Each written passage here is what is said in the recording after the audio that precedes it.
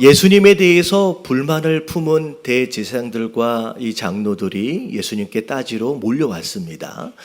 몰려온 그들을 향하여 예수님께서 여러 가지 내용들로 가르치시고 책망하시고 계시는 내용들을 우리가 지금 몇 달에 거쳐서 함께 살펴보고 있는데요. 자, 비유로 그들을 가르치셨어요. 그래서 오늘이 사실 네 번째 비유에 해당이 됩니다. 그래서 오늘 네 번째 비유를 통하여 자, 어떻게 하나님께서 가르치시는지의 내용을 우리가 함께 살펴보도록 하겠습니다. 자, 1절 말씀을 보니까 예수께서 다시 비유로 대답하여 이르시되 자, 천국은 이라고 이제 시작을 하시는 거예요. 자, 천국은 하나님 나라죠. 하나님 나라의 원리, 이야기를 지금 이야기하시는 거죠. 자, 마치 자기 아들을 위하여 혼인잔치를 베푼 어떤 임금과 같다라고 나와 있습니다. 자, 이 예를 잘 들여다보면 자, 혼인잔치를 베푼 이 임금은 누굴 이야기하는 것 같아요? 하나님을 의미하시겠죠. 그리고 자기 아들을 위한다라고 여기 나와 있는데 자기 아들은 누굴 이야기할 것 같아요? 지금 말씀하고 계시는 예수님을 의미합니다. 그래서 예수님과 더불어 함께 하고자 하는 큰 잔치, 혼인잔치. 여러분, 우리가 잔치를 베풀 때에 여러분 가장 크고 화려한 잔치가 혼인잔치겠지요. 그거보다 큰 잔치는 없습니다. 인간적으로 볼 때도. 근데 임금이 잔치를 벌여놨다라고 한다면 어마어마한 잔치를 벌여놨겠죠. 그래서 큰 잔치를 베풀어 놓고, 자, 3절에 보니까 뭐라고 나와 있냐면 그의 종들을 보내신 거예요. 보내셔서 그 청한 사람들을 혼인잔치에 오라고 했다. 자, 보니까 자, 청한 사람들, 누군가는 먼저 초청을 받은 사람이 있었구나라고 우리가 알 수가 있을 것 같아요. 자, 위의 설명서부터를 쭉 설명을 들어보면 하나님께서 예수님과 함께 할 큰 잔치를 벌여두셨는데, 여러분 이게 천국 잔치예요. 근데 그 잔치에 함께 참여할 사람들로 먼저 초청을 받은 사람이 있는데 그 사람들이 이 본문에 보면 누굴 얘기하느냐면 그 당시 유대인들과 이스라엘 사람들을 의미합니다. 자, 그들을 이 혼인잔치에 함께 할 수 있도록 종들을 보내서 초청을 했는데 자, 3절 맨 마지막에 보니까 어떻게 했대요?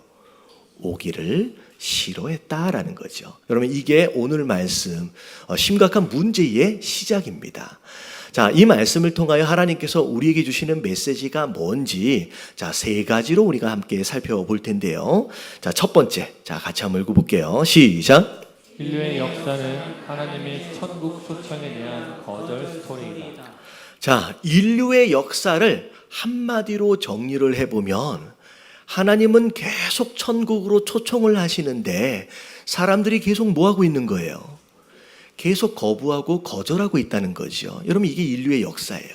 자, 왜 이렇게 설명이 되느냐? 자, 예수님께서 대제사장과 장로들을 향하여 지금 가르치시는 것이 지금 네 번째 비유로 말씀하시는 건데, 자, 이 네 가지 비유를 다시 한번 정리를 할게요. 자, 첫 번째 비유가 뭐였냐면 두 아들과 포도원이었어요. 자, 아버지 되신 하나님이 아들들에게 포도원에 가라고 보낸 거예요. 부탁을 한 거예요. 그랬는데 큰 아들은 간다고 했다가 안 갔어요. 작은 아들은 거부를 했는데 나중에 깨닫고 간 거예요.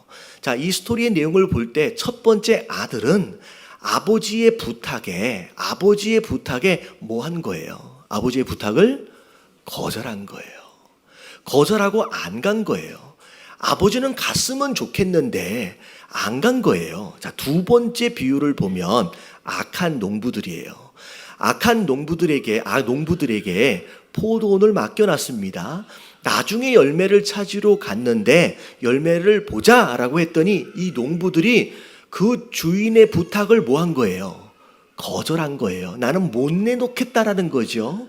자, 세 번째 비유가 뭐였냐면 건축자의 버려진 돌이에요. 하나님이 건축자들에게 돌을 주신 거예요. 근데 건축자들이 돌을 보고 자기 마음에 안 든 거예요. 그래서 뭐 해버렸어요? 버린 거예요. 다시 말하면 주신 돌을 뭐 한 거예요? 거부한 거예요.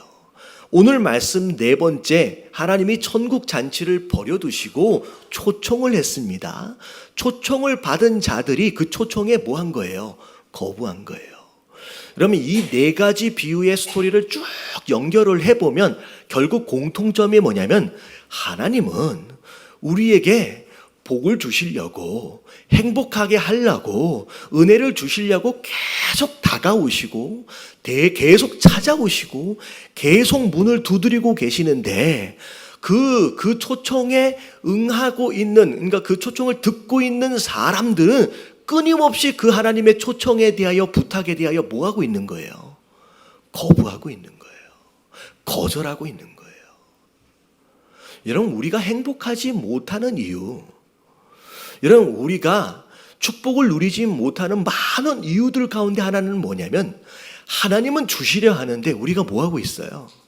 계속 거절하고 있는 거예요. 여러분, 인류가 그렇게 역사를 살아오고 있다는 거예요. 근데 참 하나님 입장에서는 굉장히 억울하게도 그렇게 주시려고 하는 하나님에 대하여 오해하고 있어요. 거꾸로 왜 하나님은 그러시느냐라고 오히려 하나님에 대하여 오히려 오해의 목소리를 높이고 있다는 거죠. 제가 아마 한 몇 달 전에 비슷한 설교를 한 적이 있습니다. 여러분들 한번 기억해 가시면서 다시 한번 들으시면 좋을 텐데, 제가 믿지 않는 분들을 많이 만나보면, 자, 믿는 분들도 혹시 이런 오해가 있는 분들이 계세요. 근데 어떤 질문들을 하냐면, 자, 하나님은 뭐라 그래요? 사랑이시다.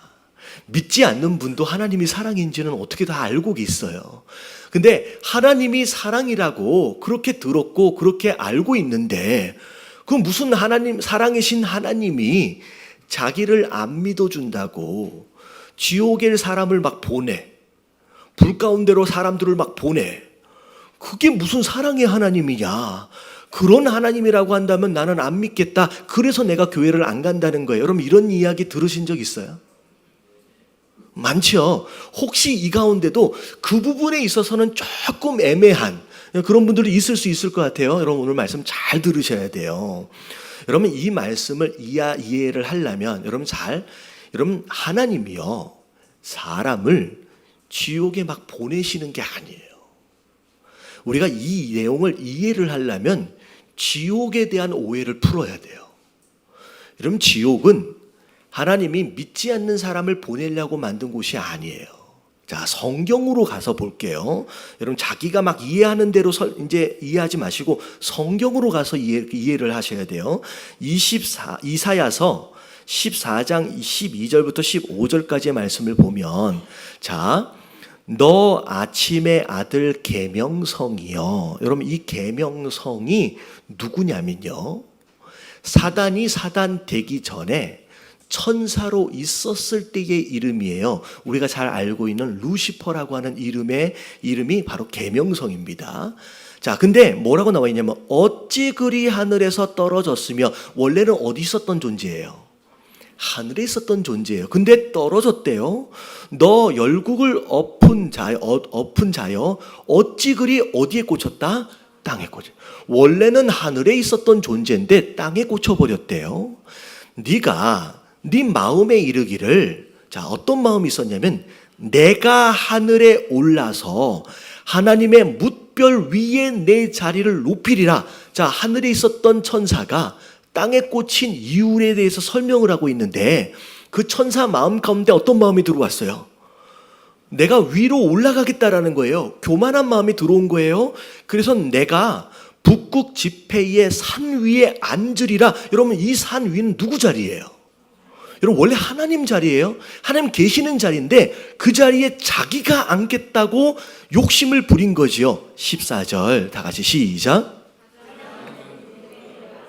지극히 높은 이와 같아지리라 하는도다. 가장 높은 구름에 올라, 여기는 하나님의 자리인데 자기가 그 자리에 앉겠다는 거예요. 그래서 지극히 높으신 이와 어떻게 돼버리겠다? 같아지겠다라고 하는 마음을 품은 거예요. 여러분, 이게 사단의 스토리예요. 자, 이게 성경에 나와 있습니다.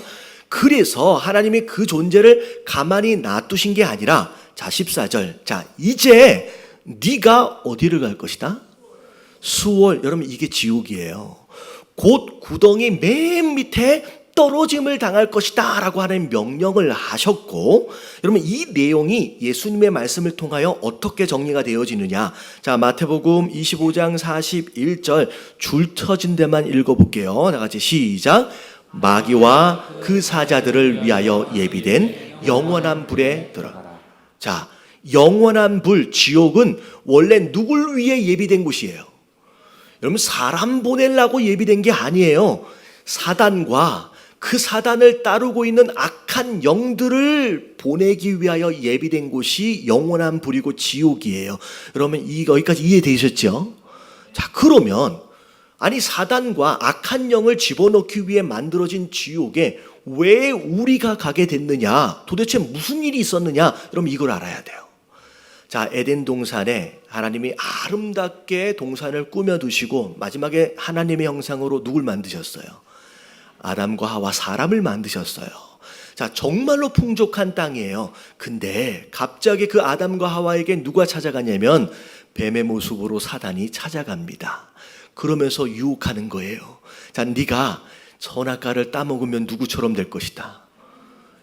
이 표현이 아까쯤에 그 표현하고 되게 비슷하지요. 네가 선악과를 따먹으면 하나님처럼 될 거라 라고 유혹한 거예요. 그 유혹에 이 아담과 하와가 어떻게 됐어요? 넘어가 버렸어요. 그래서 선악과를 따먹어 버렸어요. 여러분 이게 하나님 입장에서 볼 때는 아담과 하와가 사단과의 영적 전투에서 아담과 하와가 뭐 해버린 거예요? 진 거예요. 어떤 상황이냐면 사단과의 영적 전투에서 아담과 하와가 뭐 해버린 거예요? 진 거예요. 그래서 이게 영적 원리를 따라서 자 베드로후서 2장 19절 말씀을 볼게요. 자, 줄 쳐진 데만 읽을게요. 시작. 누구든지 진 자는 이긴 자의 종이 됨이라. 자, 영적 전쟁에 졌어요. 자, 진 자는 이긴 자의 뭐가 돼요? 여러분 종이 돼 버리는 거예요. 그래서 원래는 우리가 하나님의 형상으로서 죄짓기 전까지만 해도 이 전쟁에 지기 전까지만 해도 우리는 누구 소속이에요? 여러분 하나님 소속이었어요. 근데 이 전쟁에 유혹에 넘어짐으로 져버렸어요. 그래서 졸지에 우리가 누구의 종이 돼버렸어요? 여러분 사단의 종이 돼버렸어요. 종이 됐어요. 여러분 그게 아담과 하와의 상황이고, 여러분 아담은 그 사람의 이름이 아니에요. 아담의 뜻이 뭐예요? 사람, 인류란 뜻이에요. 대표성을 가져요. 그래서 그 인류가 대표성을 가진 그 두 존재가 졸지에 사단의 종이 되어지는 순간 종의 아들, 종의 딸은 뭐예요? 다 종이에요. 전부 다 인류 전체가 사단의 종이 되어버린 거예요. 다시 말하면 태어나는 순간서부터 그냥 우리는 사단의 종으로서 어디에 가야 할 운명이 되느냐? 함께 지옥에 가야 할 운명이 되어버린 거예요. 자, 다시 말하면 하나님이 보낸 게 아니라 우리가 이 전쟁에서 져서 그냥 태어나는 순간서부터 지옥에 갈 운명이 돼버린 거예요. 자, 여기까지 이해되시죠? 자, 그러면 하나님이 그냥 전능하시잖아요. 그냥 데리고 오면 되지. 더군다나 사랑이시라면서 왜 하나님 가만히 계실까? 여러분 하나님은 사랑의 하나님이시지만 동시에 어떤 하나님? 이거 다 알고 계시네. 공의의 하나님이에요. 공의와 사랑 그 어느 한쪽도 놓아버릴 수 없어요. 왜냐하면 그게 하나님의 본성이기 때문에. 사랑을 실천하심과 동시에 공의도 함께 이루셔야 하는 게 그분의 본성이에요. 본인 마음대로 야 넌 내 자식들이야, 내 형상이야, 데리고 와 라고 끌어내 버리시며, 데리고 와 버리시면 공의가 없어지는 거예요. 하나님은 죄 있는 자를 향하여 죄 없다 하실 수 없는 공의로우신 분이로서 이 문제를 반드시 대가를 지불하고 치루셔야 하는 거예요.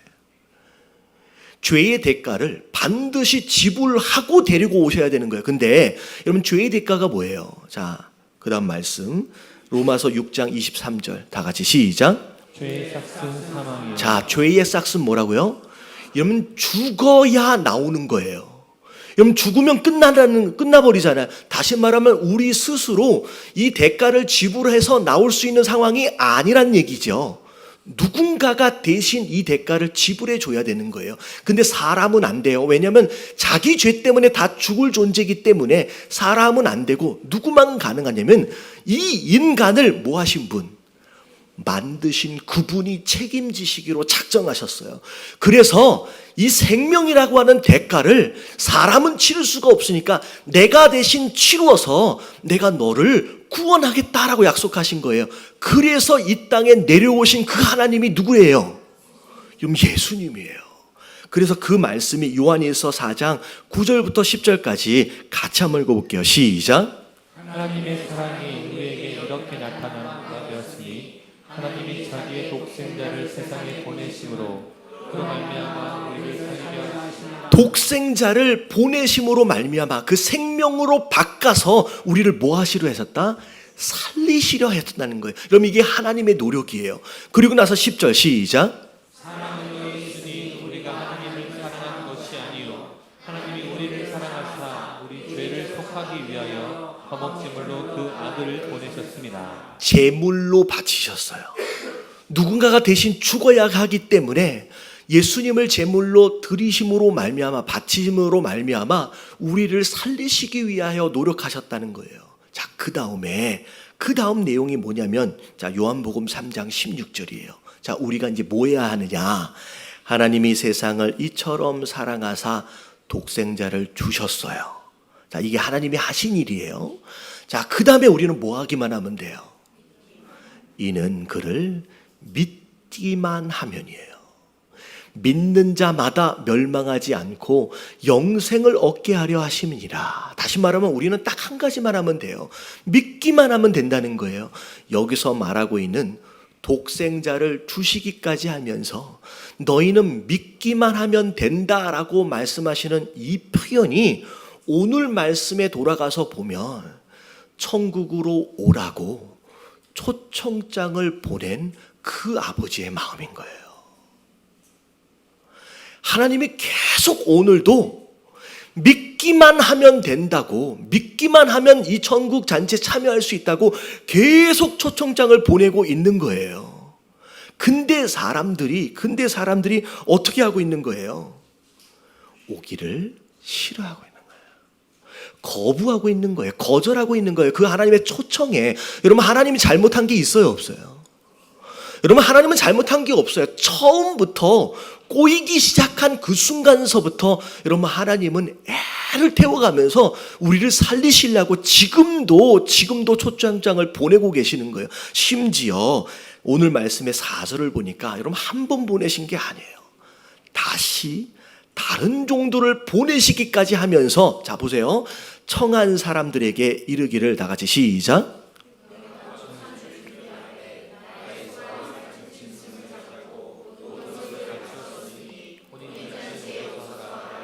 자, 혹시나 초청을 했더니 가면 내가 또 뭐 해야 되나 라고 부담스러워 할까 봐서 하나님이 내가 잔치는 내가 다 준비했다는 거예요. 너는 뭐만 오면 돼요. 그럼 몸만 오면 된다고 내가 다 준비했다. 여러분, 구원은 누가 준비한 거예요? 여러분, 하나님이 다 상을 차려놓으셨어요.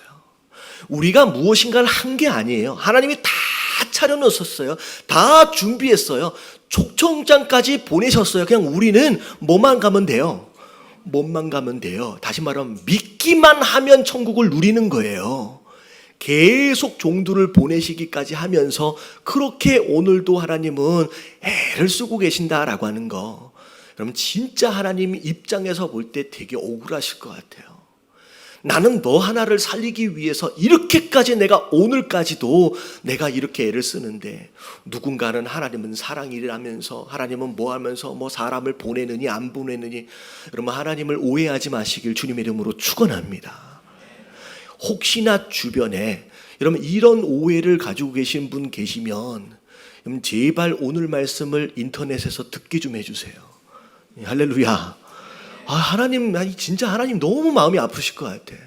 여러분, 하나님에 대한 오해를 푸시고 오늘도 누군가를 보내서 한 명이라도 살려보려고 애를 쓰고 계시는 그 하나님의 마음을 우리가 알아야 하는 줄로 믿습니다. 우리 옆에 계신 분들에게 이렇게 한번 인사 주세요. 거부하면 안 됩니다.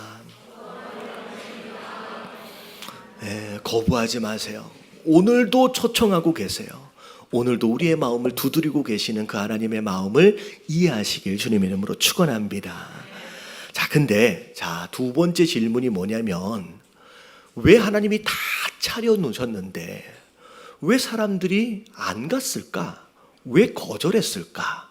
거절한 이유가 나와요. 자, 두 번째, 2번 시작. 아파서 천국 못 가는 사람들이 많이 있다. 자, 혹시 몰라서 잠깐 다른 얘기를 좀 할게요. 제가 지난주 월요일 날 전화를 받았어요. 전화를 받았는데 목사님, 예담교회 손 목사님 맞으세요? 하면서 전화가 왔어요. 근데 하시는 얘기가 뭐냐면 그 방송을 봤는데 TV 방송을 봤는데 화요일마다 아침에 이제 설교 방송이 나갑니다. 근데 제가 너무 물을 많이 마신대.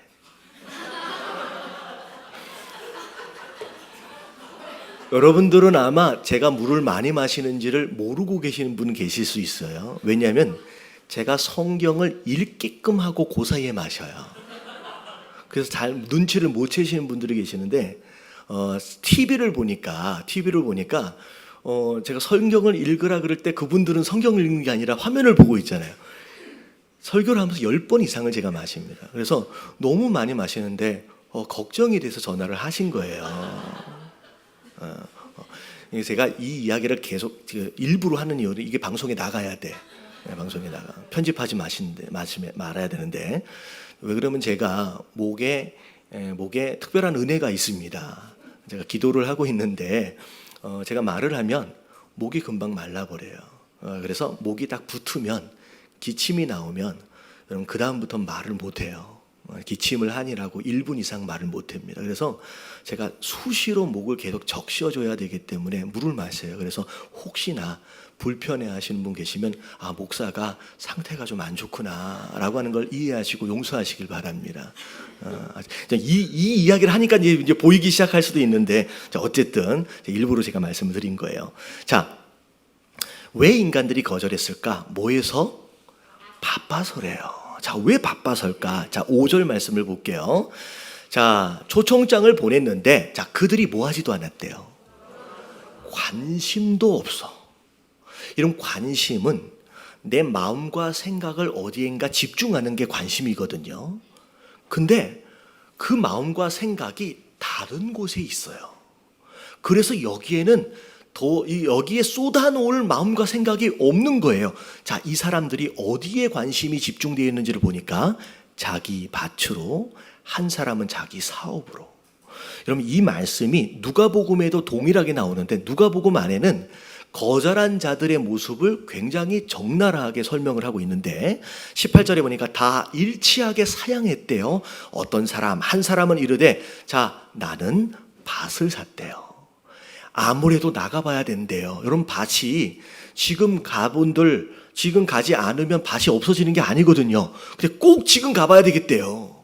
자, 그리고 어떤 사람은 소 5결이를 샀어요. 여러분, 한 결이가 2마리예요. 자, 몇 마리예요?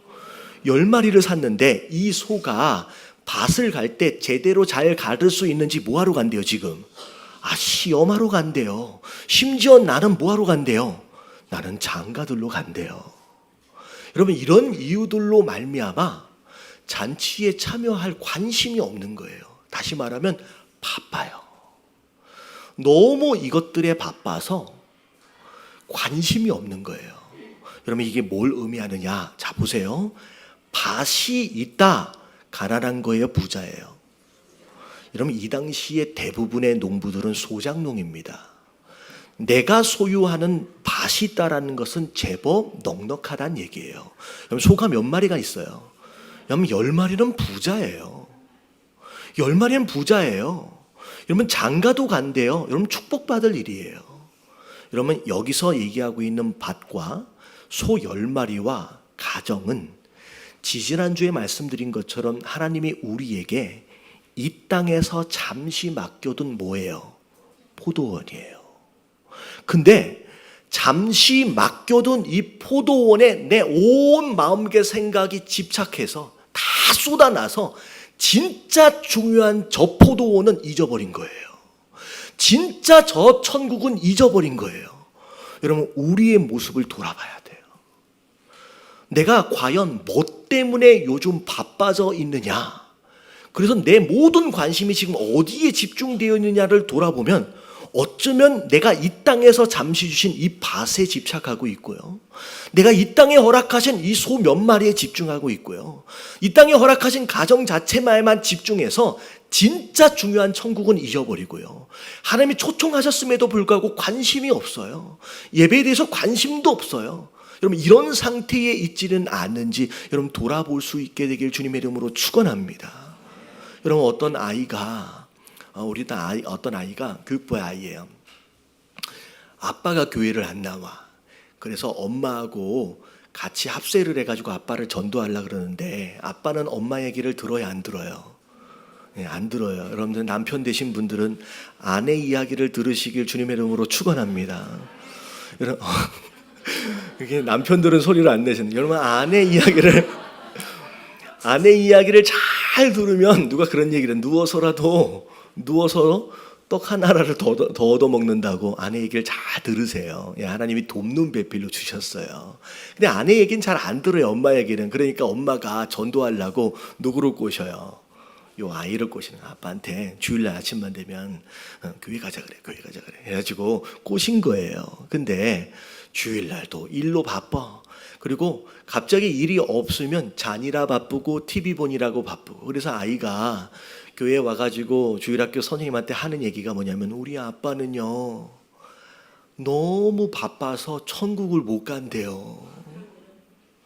일하느라고 바쁘고요, 자니라고 바쁘고요, TV 보느라고 바빠가지고 천국을 못 간대요. 여러분 이런 인생이 많아요. 그냥 우리 삶 가운데 잠시 맡은 이 땅의 것에 너무 관심이 많아서요. 이 땅이 전부인 것처럼 집착하는 것으로 말미암아 진짜 중요한 것을 잃어버리고 있는 사람들이 많다라는 거예요. 여러분 우선순위를 잘 정하세요. 여러분 이 땅이 전부가 아니에요. 여러분 이 땅은 진짜가 아니에요. 잠시 맡은 거예요. 여러분 살아봤자 100년이거든요. 여러분 영원한 것을 잊지 마시길 주님의 이름으로 축원합니다. 그래서 여러분 바빠서 천국 가지 못하는 인생은 여기 없어야 되는 줄로 믿습니다. 네, 자 이게 두 번째 옆에 계신 분들에게 인사 좀 해주세요. 바빠도 천국은 가야 합니다. 시작. 자 세 번째 같이 한번 읽어볼게요. 시작. 초청을 거절한 자들은 절대 가만히 있지 않습니다. 자 없어요. 거기 안에 원래 2번이 같이 있었는데 제가 2번을 3번하고 나눈 거예요. 중간에. 죄송합니다. 자, 오늘 6절 말씀을 보니까 이런 말씀이 있어요. 자, 다 같이 읽어봅니다. 시작. 그 남은 자들은 종들을 잡아. 자, 갈 사람 가고 남은 자들이 무슨 짓을 했는지를 보면 천국 잔치에 초청하러 온 종들을 잡아다가 뭐 했대요? 모욕했어요. 그리고 죽였어요. 여러분 여기서 말하고 있는 천국 메시지를 전하라고 보낸 종들이 오늘날로 얘기하면 어떻게 보면 구약으로 얘기하면 선지자예요. 신약 이후에 오늘날로 얘기하면 이 메신저들은 과연 누굴 얘기할까요? 이게 교회예요. 여러분 교회의 존재 목적은 천국 잔치를 초청하는 메시지를 전달하는 게 교회의 본분인 줄로 믿습니다. 여러분 그게 교회의 목적이에요. 존재 목적이에요. 여러분 여기서 얘기하고 있는 이 종들은 교회를 얘기하고 결국은 마지막 때가 되어져 갈수록 그 초청을 거절한 자들은 반드시 그 교회를 뭐 하기 시작하냐? 모욕하고 죽이는 일들이 시작이 됩니다. 여러분 이게 오늘날에도 현저하게 나타나는 상황들이에요.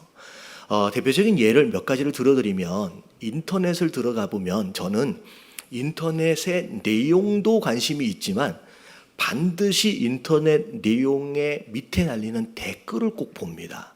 왜냐하면 이 댓글을 보는 이유는 이런 정보에 대해서 요즘 사람들이 어떤 생각과 어떤 반응을 보이느냐라고 하는 게 목회자 입장에서는 굉장히 중요하기 때문에 댓글을 봐요. 근데 저는 불교나 다른 종교에 종교적 행사가 영상으로 올라왔을 때 그 행사 자체에 대하여 모욕하고 비아냥거리는 댓글을 단 한 번도 본 적이 없어요. 보신 적 있으세요? 불교에서 절에서 연부를 드리는 장면이 만약에 올라왔다라고 했을 경우에 그 장면을 보고 누군가가 댓글로 그 장면에 대하여 조롱하고 모욕하고 비웃는 글을 올리는 걸 저는 한 번도 본 적이 없어요. 근데 교회는 달라요. 교회는 이게 그들에게 피해를 미친 게 없거든요. 그냥 우리끼리의 예배를 영상으로 올려져 있는데도 불구하고 그것에 대하여 세상은 어마어마하게 입에 담지 못할 말들로 조롱하고 비아냥거리고 모독합니다. 여러분, 이게 세상과 교회의 모습이에요. 여러분, 거절한 자들은 가만히 있지 않아요. 어떻게 해서든 스스로 거절한 것에 대하여 정당성을 보이기 위하여 그런저런 종류로 비아냥거리고 교회의 아주 사소한 것들까지도 다 드러내서 그것을 비판합니다. 이게 그들의 행동이 뭐냐면 어떻게 보면 그 초청에 거절한 세상 사람들의 자연스러운 반응이에요. 우리가 잘 알아야 되는 거예요. 교회 안에만 이런 부조리가 있느냐? 그렇진 않거든요. 근데 의도적으로 교회에 대해서만 아주 적나라하게 비판하고 모욕합니다. 대표적으로, 자, 이건 제가 조사한 건 아니에요. 한국교회 언론회에서 한국의 5개 언론사들의 보도를 조사를 했어요. 자, 5개 언론사들, 제가 이제 구체적으로 얘기하지는 않겠지만 이 언론사들의 보도를 분석을 해보니까 기독교에 대한 보도가 141건, 불교가 15건, 천주교가 17건이에요. 근데 관심이 많아요. 기독교가 141건이에요. 어마어마하게 보도가 많이 나가는데 이 141건 가운데 부정적 보도가 121건이에요. 그리고 사실적 보도가 17건이고 긍정적 보도가 3건이에요. 다시 말하면 이 전체 이 많은 보도들 가운데 부정적 보도가 85%가 넘어요. 나머지 불교와 천주교 같은 경우에는 부정적 보도가 거의 없습니다. 다 사실적 보도예요. 무슨 얘기인지 아시겠죠? 심지어 어떤 일부 언론사는요, 단 한 건도 긍정적이다든지 사실적 보도를 한 적이 없이 전부 다 100% 기독교에 대하여 부정적 보도만 하고 있는 언론사가 있어요. 여러분, 이 한국에 있는 언론이 의도적으로 한국 안에서 반기독교적인 정서를 굉장히 심어주고 있습니다. 여러분, 이 이야기를 제가 왜 드리느냐? 우리가 깨어 있어야 돼요. 지금 이게 말씀이 그냥 이루어지고 있는 거예요. 거절한 자들은요, 가만히 있지 않습니다. 어떻게 해서든 부조리를 다 드러내서 내가 거기에 참여하지 않는 이유와 정당성을 증명하고 싶은 거예요. 그래서 막 드러내는 거예요. 여러분, 이런 현상 안에서, 여러분, 이런 공격들 안에서 여러분 절대 우리가 무너지면 안 돼요. 여러분, 정말로 우리가 깨어서 교회되어짐의 모습을 정말로 확실하게 유지할 필요가 있어요. 자, 이 이야기를 제가 드리는 이유가 뭐냐면, 저 나쁜 놈들이구나 라고 이야기하라는 얘기가 아니라 그들이 지적하고 있는 그 음성들을 우리가 귀 기울일 필요가 있어요. 저는 그들의 음성이, 물론 그들이 어떤 다른 의도로 말하고 있는 것 같지만 여러분, 그들의 음성들 안에 저는 하나님의 의도가 있다라고 믿습니다. 여러분, 하나님께서 우리 교회되어진 자들이 더 거룩하길 원하세요. 우리 교회되어진 자들이 더 온전해지길 원하세요. 물론 그들이 밉기도 하지만 왜 그런 짓들을 하지, 왜 그런 말들을 하지 라고 마음이 서운하기도 하지만 그러면 그들의 목소리를 통하여 하나님의 음성을 들으시길 주님의 이름으로 축원합니다. 여러분, 고쳐야 할 것이 있다라고 한다면 고쳐야 돼요. 바꿔야 할 것이 있다라고 한다면 바꿔야 돼요. 여러분, 그게 하나님이 원하시는 것이다, 그게 하나님의 기대라고 한다면 우리가 바꾸고 고치고 우리가 더 거룩해져야 할 필요가 있는 줄로 믿습니다.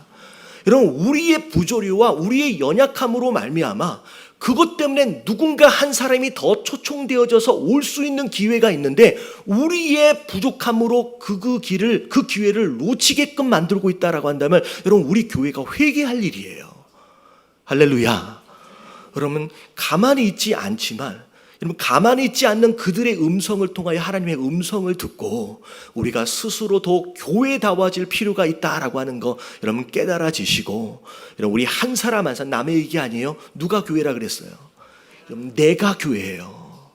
여러분 내가 교회로서 여러분 그 음성을 듣는 가운데 더 거룩한 성도로 더 거룩한 교회로 세워질 수 있는 저와 여러분들 되시길 주님의 이름으로 축원합니다.